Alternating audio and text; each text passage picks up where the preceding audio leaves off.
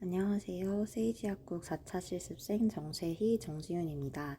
오늘은 약국에서 많이 받는 질문들을 모아 Q&A 해보는 두 번째 시간을 가져보겠습니다. 오늘의 목차입니다. 첫 번째, 설사에 무조건 지사제 먹으면 안 됩니다.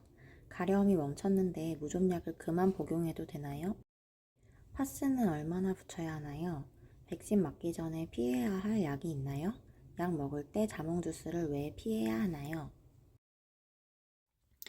설사하면 무조건 지사제를 드시는 분들이 있는데요. 어떤 경우에는 오히려 설사를 멈추면 위험할 수도 있습니다. 먼저 설사의 원인부터 알아볼게요. 과민성 장증후군이나 음주가 원인일 수 있습니다. 또는 장에 안 좋은 영향을 주는 감염원, 독성 물질을 장내에서 내보내기 위해서 장내 수분 분비가 증가하거나 장의 운동이 항진되어서 설사가 발생할 수도 있습니다.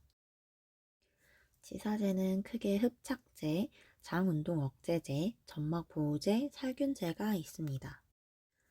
흡착제는 장 점막을 보호하고 장내 유해물질이나 세균, 독소 등을 흡착해서 배설합니다.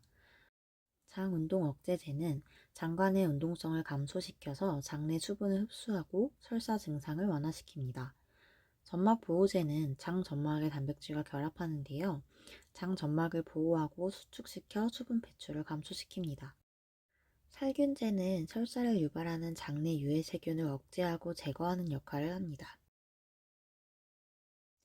대표적인 지사제 성분인 로페라마이드는 장운동 억제제인데요. 장벽에서 아세틸콜린, 프로스타글란딘의 방출을 억제하여 장의 과도한 연동 운동을 지연시킵니다. 단, 장의 운동 기능이 저하되면 독성물질이 장내에 머무르는 시간도 길어지므로 감염성 설사에는 사용하지 않습니다. 만약 설사와 함께 발열, 혈변, 심한 복통이 동반되면 빠른 시간 내에 병원 진료를 받아주세요. 급성 설사는 세균성이라도 대부분 저절로 좋아집니다. 탈수나 고열 증상이 심하지 않다면 충분한 수분 섭취만으로도 치료되는 경우가 많습니다.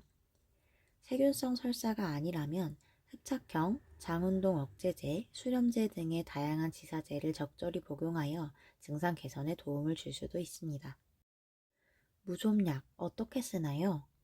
무좀은 발톱, 손톱, 발가락, 발바닥, 사타구니 주변 등에 발생합니다. 80%는 발과 손 발톱에 생깁니다. 이때 무좀약을 많이 사용하는데요. 3일 정도 바르고 더 이상 가렵지 않다고 사용을 멈추면 무좀의 원인인 곰팡이균은 아직 남아있는 상태입니다. 먼저 무좀약의 종류를 알아보겠습니다. 발, 몸통, 손 등 피부에 사용하는 라미실, 카네스텐 등 연고 크림형 제제가 있습니다. 무좀이 생긴 부위뿐 아니라 주변 정상 부위에도 넓게 발라야 효과적으로 재발, 재감염을 막을 수 있습니다. 4에서 8주 정도 사용합니다. 손발톱 무좀에는 풀케어, 로프록스, 로세릴, 네일 라카형을 사용합니다. 연고 크림형 무좀약은 두껍고 딱딱한 손발톱을 침투하지 못하기 때문입니다. 이들은 새로운 손발톱이 자랄 때까지 손톱은 24에서 36주, 발톱은 52주 정도 사용해야 합니다. 여러분, 증상이 없어졌다고 치료를 중단하면 무좀균이 재발하고 재감염됩니다. 따라서 무좀약은 무좀균을 완전히 제거할 때까지 사용해야 합니다. 테르비나핀은 라미실 무소놀 크림의 성분인데요. 치료기간이 짧아서 복약 순환도가 높다는 장점이 있습니다. 하루 한 번에서 두 번, 1에서 4주를 사용하고 대개 일주일이면 증상이 완화됩니다. 클로트리마졸은 카네스텐 크림의 성분입니다. 가려움증이 심하거나 광범위한 진균 감염 시 효과적이고 유소와 안전성이 뛰어나다는 장점이 있습니다. 다만 치료기간이 테르비나핀의 2배에서 4배입니다. 따라서 각 상황에 맞는 제품을 선택하고 정해진 사용기간을 잘 지킨다면 무좀을 완벽 정복할 수 있겠죠? 세 번째 질문, 파스는 얼마나 붙여야 하나요? 파스의 교체 주기에 대해 궁금해하시는 분들이 많은데요. 정답은 일반적으로 8에서 12시간이 지나면 교체해야 합니다. 하지만 정확한 시간은 제품마다 다릅니다. 너무 오래 붙이면 피부염이나 피부 알러지가 생길 수 있고 일부 파스는 효과가 하루에서 이틀 정도 지속되는 경우도 있으니 파스의 종류를 잘 확인하셔야 합니다. 그럼 파스의 종류를 나눠서 조금 더 자세히 알아보겠습니다. 먼저 온도에 따라 핫파스와 쿨파스로 분류할 수 있습니다. 핫파스에 포함된 바이닐 부틸 에테르와 캡사이신 성분은 피부에 강한 열감각을 생성하는 역할을 합니다. 또한 혈관을 확장하여 소염 진통제 성분이 잘 침투하도록 하고 혈액순환을 돕습니다. 따라서 핫파스는 만성 통증, 근육 뭉침 등에 사용됩니다. 쿨파스에 포함된 멘톨, 캄파 등의 성분은 혈관을 수축시켜 염증이 퍼지지 않도록 하는 역할을 합니다. 따라서 쿨파스는 타박상, 발목을 접질렀을 때 등에서 발생하는 급성 통증에 사용됩니다. 부상 하루 이틀 후에는 쿨파스를, 3, 4일 후에는 핫파스를 사용하시는 것이 좋습니다. 다음은 제형에 따라서도 분류해 보겠습니다. 카타플라스마제는 수분이 많이 함유된 촉촉한 파스라고 보시면 됩니다. 파스 안에 습식 약물층이 있어서 촉촉하고 흡수도 잘 됩니다. 조금 두껍고 활동 중에 잘 떨어질 수 있기 때문에 어깨나 무릎같이 움직임이 많은 부위가 아니라 등과 같은 넓은 부위에 쓰는 것이 좋습니다. 대표적인 제품으로는 신신파스 RX F백스가 있습니다. 습기가 많아 피부가 짓무르기 쉬워 6시간 이내로 사용해주세요. 플라스타제는 우리가 흔히 생각하는 전형적인 파스입니다. 약성분이 들어있는 고체 시트 형태이고요. 밀착력이 좋지만 약물 확산은 느린 편입니다. 점착제 성분이 있어서 과민 반응이 유발될 수 있습니다. 어깨나 무릎 등 움직임이 많은 관절에 부착하기 좋습니다. 대표적인 제품으로는 케토토 플라스타, 제놀 파워풀 플라스타가 있습니다. 다음 질문입니다. 백신 맞기 전에 피해야 할 약이 있나요? 결론부터 말씀드리면 일반적인 감기약, 진통제, 항히스타민제는 대부분 큰 문제가 없습니다. 단, 스테로이드제나 면역 억제제를 복용 중이라면 백신의 효과를 떨어뜨릴 수 있으니 미리 의료진과 상의해야 합니다.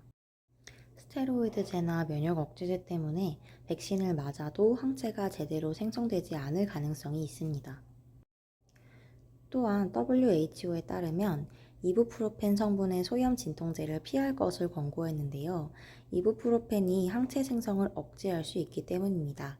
약국에서 파는 제품으로는 에드빌, 브루펜 등이 있습니다. 추가적으로 백신을 맞고 열이 나면 해열제를 먹어도 되냐는 질문도 많이 받곤 하는데요. 결론적으로는 해열제를 복용하셔도 됩니다.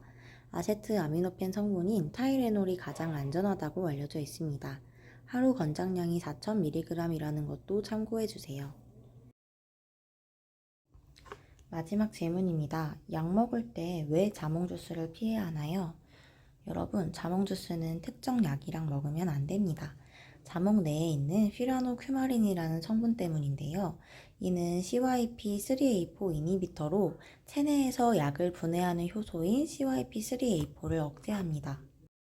따라서 자몽 주스와 약을 함께 먹으면 약이 분해되지 않고 체내에서 농도가 너무 높아져 부작용의 발생 위험이 커집니다.